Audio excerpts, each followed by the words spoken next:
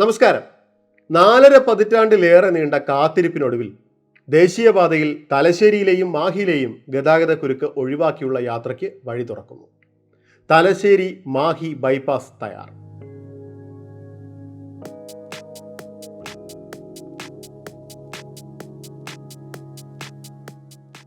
ദേശീയപാത ബൈപ്പാസിനായി 1977 ആരംഭിച്ച സ്ഥലമേറ്റെടുക്കൽ നടപടികളുടെ കുരുക്കഴിഞ്ഞതോടെ 2018 നവംബറിലാണ് പ്രവൃത്തി ഔദ്യോഗികമായി തുടങ്ങിയത്.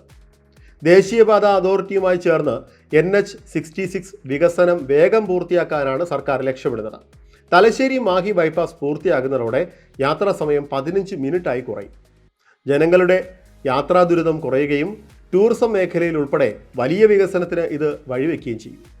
കണ്ണൂർ ജില്ലയിലെ മുഴുപ്പിലങ്ങാട് മുതൽ കോഴിക്കോട് ജില്ലയിലെ അഴിയൂർ വരെ 18.6 കിലോമീറ്റർ നീളത്തിലാണ് ബൈപ്പാസ്.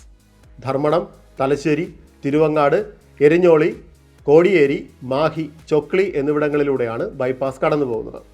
1300 കോടി രൂപയിലേറെ ചെലവിട്ട് 45 മീറ്റർ വീതിയിൽ 4 വരി പാതയായാണ് നിർമ്മാണം.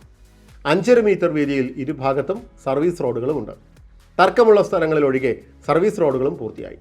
2020 മേയിൽ പൂർത്തിയാക്കാൻ ഉദ്ദേശിച്ചാണ് നിർമ്മാണം തുടങ്ങിയതെങ്കിലും നെട്ടൂർ പാലത്ത് നിർമ്മാണത്തിനിടെ പാലത്തിൻ്റെ 4 ബീമുകൾ തകർന്നു വീണതും പിന്നീട് വന്ന കോവിഡും അതിനുശേഷമുണ്ടായ ലോക്ക്ഡൗണുകളുമെല്ലാം തടസ്സമായി.